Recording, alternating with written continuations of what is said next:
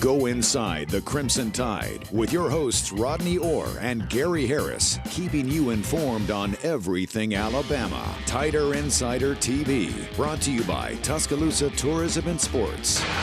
And hello again, everybody, and welcome in to Tider Insider TV alongside Rodney Orr from TiderInsider.com. I'm WVUA 23 Sports Director Gary Harris, and we do Tider Insider all year, but only 1 week is it Iron Bowl week, and that's right now. If you play for the Crimson Tide, there are really, Rodney, I think the way the goals lay out are like this.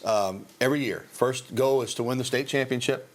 That's the Iron Bowl, the SEC championship, and the national championship. In a perfect season, for Alabama, they win all three. Now, they can take care of the first one this Saturday against Auburn down at Jordan-Hare Stadium in the Iron Bowl. And we'll get to the preview of that. But, Rodney, we do want to look back to this past Saturday before we go full speed in the Iron Bowl. Always a special day for Senior Bowl, or for the Senior Day for the Crimson Tide. And then Jalen Milroe went out and celebrated with another outstanding performance in just one half. He went 13 of 16 for $197, 3 touchdowns, no picks.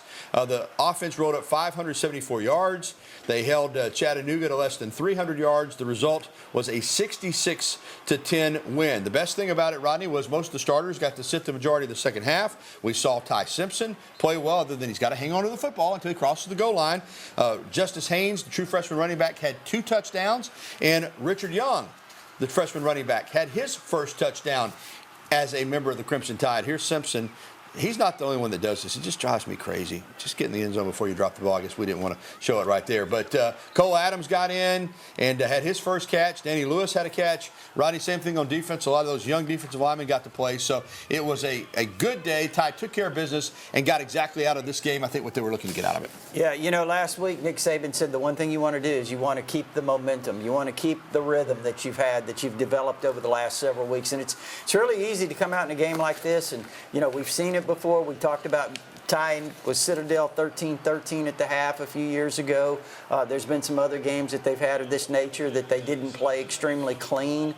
But this game, I thought they played pretty well, came out fast. They dominated the game just as we expected, but and ran up some big totals offensively. 574 total yards of offense, only around 230 for Chattanooga. So, you know, the team continues to play well, and I think still has that momentum now as they start to head into this Auburn game. It wasn't perfect, and in fact, that's the thing about this Alabama team. Every game they've had this year, there's something you can look at and say they can improve on this or that, and you just hope that their best game is still in front of them. And it wasn't on Saturday, even though it was 66-10. One thing that did come out of this game, and we see him right here, the talented freshman safety, Caleb Downs, 85-yard punt return. He's got to secure the ball there, too. But Kool-Aid McKinstry, Saban had stuck by him, but he fielded a punt inside the 10, which he shouldn't have done, and then he fumbled it at the 10. Alabama got on it, but after that, we saw Caleb Downs.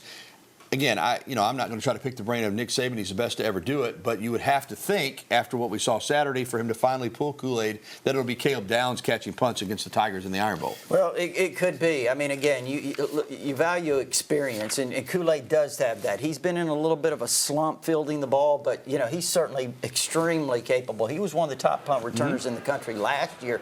And, again, you know, I don't know if he'll go with Downs, if he'll go with the Kool-Aid, which one. But, look, both these guys are high-caliber return guys. Caleb Downs, this is why he was a 5-star. This is why a lot of people thought he might be the #1 player in last year's class. I'm not talking about for Alabama. I'm talking about nationally, the #1 recruit. You know, tremendous safety. He started from day one, and then he brings this kind of ability as a kick returner. I mean, he's just a big-time player. Yeah, we're number 2. Reminds you a little bit of David Palmer. He's bigger, but he's got that kind of just rhythm and that just ease. Yeah. And, you know, that's exciting to see there for sure. I'm not sure there's a freshman in the country playing any better than him. All right, now it's time for Coach Talk. And some of Alabama's most memorable losses in the Nick Saban era, they're not memorable, they're disappointing, but they've been at Jordan-Hare Stadium.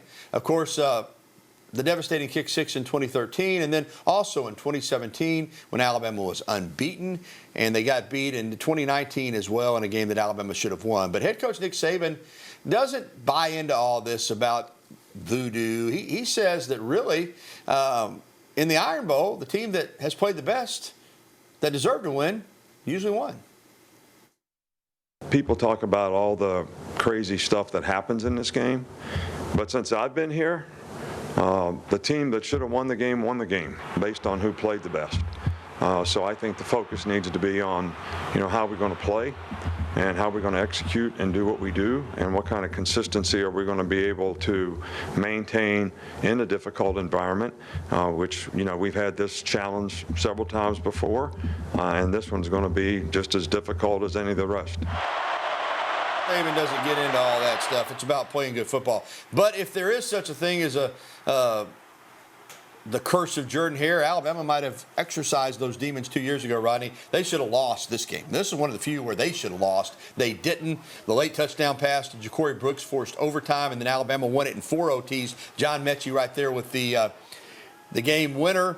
And then he did the crane, 24-22. So the Tide now trying to do something that they haven't done since Coach Bryant. And that's won 4 in a row against Auburn. They've won 3 in a row several times, but trying to get it to 4 in a row, Rodney. And let me ask you about Alabama fans are certainly aware of it. They're talking about it all over your board. It's all over Tider Insider T. Oh, weird things happen to Jordan-Hare and all this. And I'm not saying there's not some truth to that, because it's a rivalry game. But if you look outside of your Crimson glasses, I think you'll see weird things happen in a lot of these big kind of rivalries around the country, not just in the Iron Bowl. But the bottom line, Rodney, is Alabama's got to go play good football. They're a better team. That's not debatable. Doesn't mean they're going to guarantee they're going to win the game, but they're better than Auburn. So if they play well over 4 quarters, they should prevail. Yeah, I think you're right. I mean, I think Alabama's clearly the better team. I think right now they're playing better. I mean, obviously, I thought Auburn was playing really well. They'd won 3 in a row. And again, I understand it was against 3 of the lesser teams in the SEC, but that was a real shocker against New Mexico State. And now the thing is, I think you have to be really careful in a situation like this, because you think, Auburn's going to maybe just lay down. I don't think that. I think they're going to come out. It's at their home place. I mean, this is going to be an electric atmosphere, and this is year 1 for Hugh Freeze.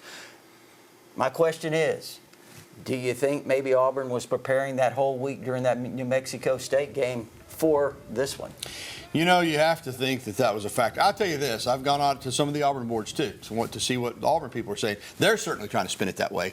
They were shocked by the loss to New Mexico State. New Mexico State came in 0-25 all time against the SEC. They beat Auburn 31-10. But now a lot of the Auburn fans are saying, you know what? It was disappointing, but it's going to give us more incentive for the Iron Bowl. It's going to make it harder on Alabama. We're going to be louder. The players are going to be jacked up. Going into that environment, it is a tough place to play, particularly for Alabama, Rodney, and their fans have been an issue. Nick Saban has said it. When it's that loud down there, there's no margin for error in terms of getting in the calls, in terms of the offense snapping the ball and not having a lot of penalties. It does influence the game. It does, but look, I think the Texas A&M game there, it's a really loud stadium. It's a very similar atmosphere, and look, they almost feel about Alabama like Auburn does. Not quite, but they feel a lot very similar. But that was an atmosphere that I think Alabama really grew from, especially Jalen Milroe and some of these young offensive players being able to handle that noise there at College Station and the way they performed in the second half. And you saw they had a lot of issues there, but I think it could be very helpful this Saturday. All right, still to come on Tider Insider Television, Alabama men's basketball is scoring points at a fever pitch. We'll talk about the Tide's hot start and more on the Iron Bowl. We already touched on it, but Auburn football not only hit a low point for the season, some might argue that it is the low point maybe in program history to lose a game like that. You see Hugh Freeze was dejected that now the Tigers will try to bounce back. We'll dive into the game, more on the X's and O's, and you know what? You might want to take something out of the New Mexico State game plan, because it worked, that's for sure. And we'll be getting your phone calls, emails, and tweets. As always, the phone number 205-348-WVUA. That's 348-9882. Or you can email us at the address on your screen, TITV@WVUA23.com. We'll be right back with a show that takes you inside the Crimson Tide, Tider Insider TV.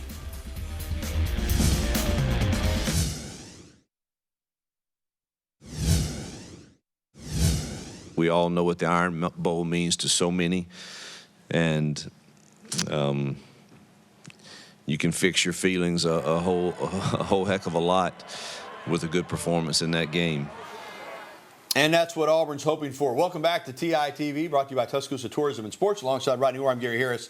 And this will be the first Iron Bowl for Auburn head coach Hugh Freeze, who, of course, has faced Alabama and won a couple times when he was head coach at Ole Miss. But they're coming off, as we mentioned earlier, I might have stole the thunder a little bit, but they had a demoralizing 31-10 loss to New Mexico State last Saturday. Of course, a lot of people want to make, every time there's a loss like this for somebody in the SEC, they want to compare it to Nick Saban and Louisiana Monroe.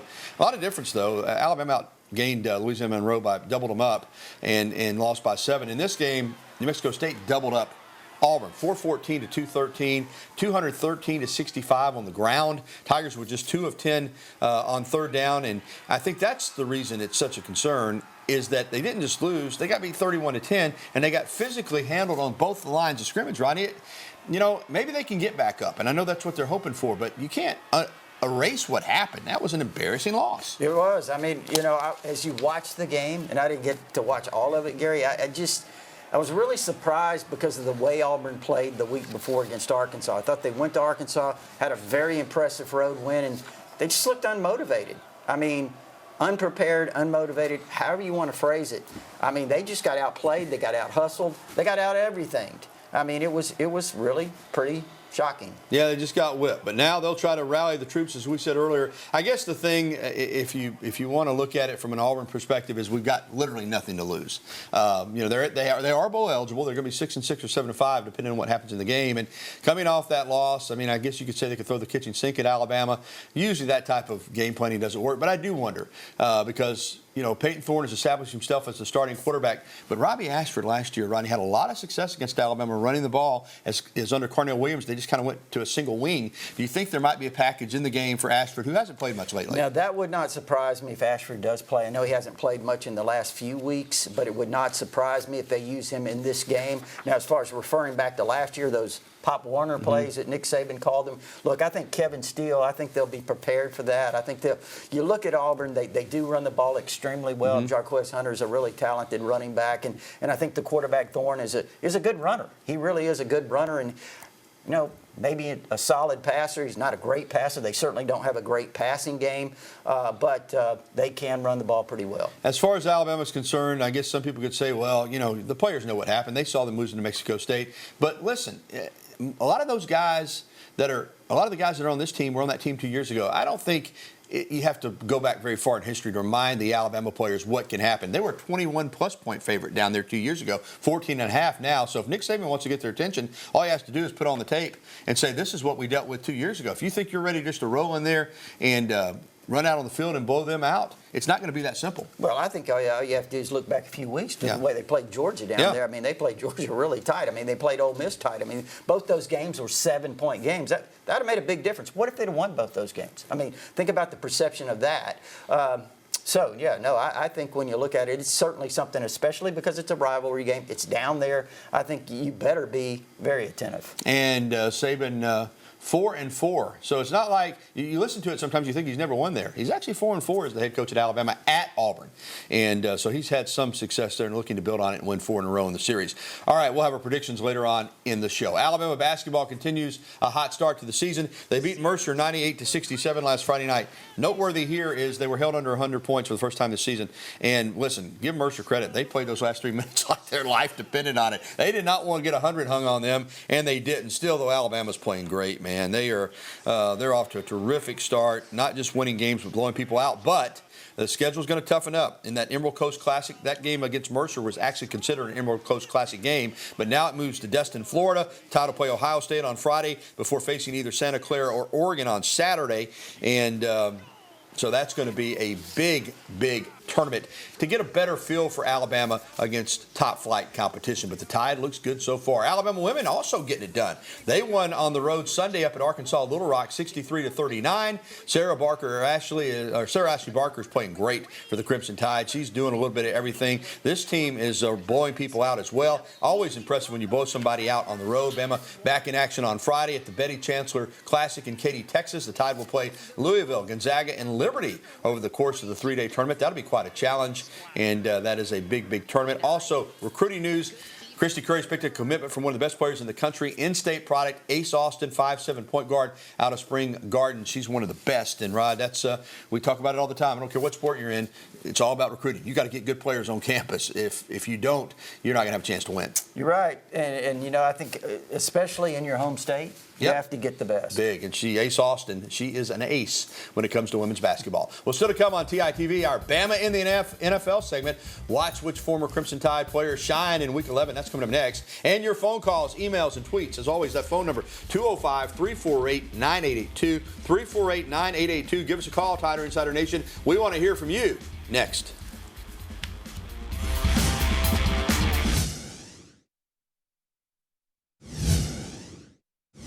How about some Bama in the NFL in a battle of the two best teams in the league? I guess they were in the Super Bowl a year ago and right back leading their conferences this year. Jalen Hurts came up big when it was needed to beat the Chiefs last night. The Eagles, that play right there is unstoppable. You might see these two teams in the Super Bowl again this year. Although Tua Tagovailoa and the Dolphins might have something to say about that in the AFC. Are they good enough to best the Chiefs? Well, when you get the ball from Tua to number 10, the cheetah, Tyreek Hill, that's what they're capable of doing. Tua had 325 and a pair of touchdowns. They beat the Raiders, and you're going to see another touchdown right here. That's the running back. I think that's A-Chain there. He battles injuries, but he can fly too, Rodney, out of Texas A&M. Yes. Calvin Ridley, he's been up and down, but boy, was he on. Look at that. Slow motion, I hope they show it. He laid out for that ball, got both his feet in bounds. He's got another one coming up. He had over 100 yards of receptions and also a couple of touchdowns. Two really great toe taps right here. And the Jags got the win over the Titans. And finally, Jahmyr Gibbs, man, the kid is electric. I'm telling you, that team last year, those two last play losses, Rodney, against LSU, really, I think you had Gibbs, you had Bryce, and you had Will Anderson, and you didn't even make it to Atlanta. That's disappointing, but he's having a great rookie year. All right, let's jump out on the phone lines, and Sammy up in Walker County is going to lead us off. And, hey, Sammy, how are you? Thanks, Gary, Rodney. Wishing y'all a good Thanksgiving, and you and your families and all, fellas. And I had a two-part question, Gary, Rodney. What's the probability and availability of Evan Stewart coming over from Texas A&M and the transfer portal? And how do y'all like the progression of Ty Simpson? Thanks, guys. Thank you, Sammy. All right, Rodney, let's lead off with Evan Stewart. From what I'm reading today in the recruiting sites, Alabama's the favorite for the A&M wide receiver who's going into the portal. Yeah, supposed to go into the portal. And, he was really highly recruited coming out of Frisco, Texas a few years ago. And, I thought at one point, Gary, he might end up here coming out of high school. Alabama, Texas, Texas A&M, Florida was in there really strongly. I thought he was a lot like Devontae Smith in high school. I mean, he was kind of one of those elite-type receivers. I mean, if he gets in the portal, Sammy, as we're hearing, and look, if he comes here, that's a huge, huge pickup. As far as Ty Simpson goes, Gary, we talked about this last week. I said when he came in against Kentucky, I saw a little bit of difference in Ty. I could see it in his body language. I could see the confidence. You can see the progression he's making, and that goes back to what we talked about. It's what Nick Saban says. Just because you're not playing doesn't mean that you can't, as he likes to say, create value for yourself. And I think that's what we see with Ty Simpson. I mean, he's really developed. I thought he looked really good in this game as well. That dart to Kendrick Law was a really nice throw. And the run, just don't drop the ball early. All right, let's go out to stay here in Tuscaloosa and talk to our pal BT. Hey, BT. Hey, Gary, Rodney, how are y'all doing? Doing great. Gary, Rodney, I want to talk about the game, this weekend, and what we need to do is focus on taking the crowd out of the game and, execute and doing what we need to do. You're exactly right, BT. Let Rodney join in here. BT, you're right. I mean, you got to not let them get that crowd into the game. Come out and play well early. Don't give them any momentum. And if you can do that and get a lead on them, I mean, they're going to have a hard time coming back against this Alabama team, I think. No, I think so. I think you're right. I think that one of the keys is I think Alabama defensively has to stop the run because I think that's probably what Auburn does best offensively for sure. And then I think on the other side, you mentioned some of those keys. I think Alabama has to protect the ball. And I know those are kind of cliches, but they're the truth. I mean, Alabama can't go down there and be sloppy. They've got to protect the football. All right, thanks for the phone calls. More phone calls and our email question of the day coming up as we continue here on TITV 205-348-9882.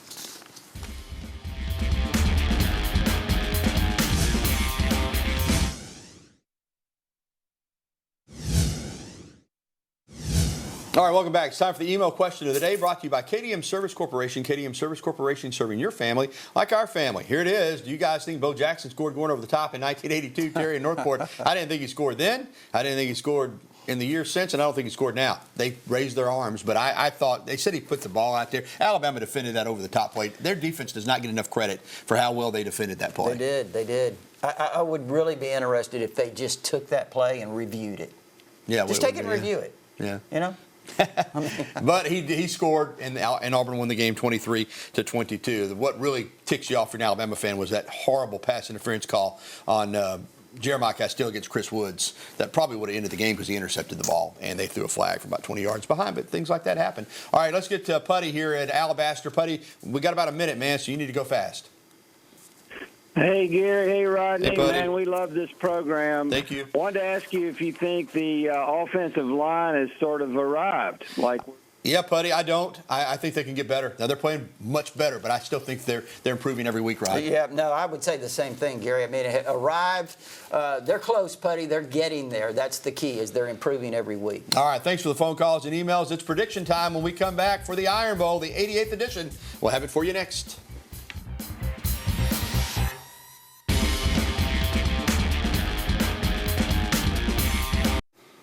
Boy, Coach Westhart has really built this Alabama soccer program. Third straight year in the NCAA tournament. Last year all the way to the Final Four.